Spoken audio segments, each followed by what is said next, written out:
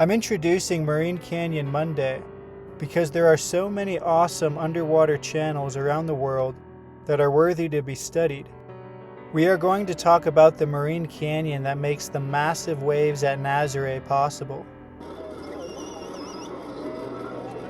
We're going to figure out how it's possible that the tiny island of New Zealand has one of the most impressive marine canyons in the whole world that travels for over 1,000 miles offshore. A lot of these canyons, like this one in Australia, are very large, but then right next to them there's almost no other channels. So this is a key feature of how we can understand how marine canyons formed. We're going to look at a lot of different channels, some wide and shallow. We're going to look at wide channels that lead into more steep and narrow ravines that travel incredible distances offshore. We're going to figure out how this is possible. The English Channel has many signs of high-speed currents flowing through it. These are a very catastrophic feature that is way too understudied. They have them in the Mediterranean, where they lead right up into the mountain canyons. You can even find underwater canyons in the Great Lakes. This is very important if you want to understand the formation of the Great Lakes.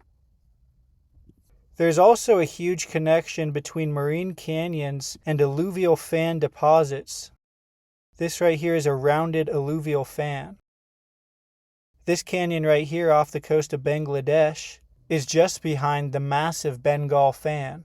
Okay, so this is Greenland, and you can see how you've got alluvial fans and then you've got the canyon in the middle. The fan is deposition and the canyon is erosion. And this is going to get very interesting once we dive into it. Marine canyons are a feature of deposition that's erosive. So we're going to look at some really cool underwater channels from Greenland all the way to Antarctica. So give me a follow if you want to check out underwater canyons from all over the world. Okay, ladies and gentlemen, it is Marine Canyon Monday, and we're going to start off with some smaller but still very impressive marine canyons. This one here in Brazil is directly offshore of the Amazon River. Now you can see this clean line here is the continental shelf, and then you can see a rounded alluvial fan deposit. So there was a time when the Amazon River was depositing its sediment off of the continental shelf right here. And directly in the center of it is a marine canyon. This is 9 miles wide right here, and then as you go offshore it gets much smaller and becomes very squiggly. It's got a lot of meanders. Now these are still over a half mile wide, so they're still very impressive. Now there's a ton of these small squiggly marine canyons all over the place offshore of the Amazon River. So how did all of these little squiggly canyons form? Well, if you check the depth, this right here is almost 4,000 meters deep. So they're found as far as 400 miles off of the continental shelf in very deep water. So how can this be possible? Well, the secret is hidden in this debris fan.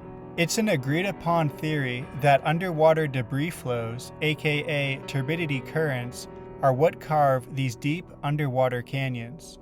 You see, in order to carve a canyon thousands of meters deep, you need to have something more dense than water. That's where the debris flow comes in. Alright, let's look at this one here off of the coast of Bangladesh and India. This right here is called the Bengal fan. This entire area of land is a fan deposit. And again, in the center of the fan deposit is a marine canyon. Now, the underwater data isn't very good here, but we can still get an idea that this is a very large marine canyon. Okay, now this one off the coast of India and Pakistan is another good one. And again, you can see the rounded fan deposit, okay?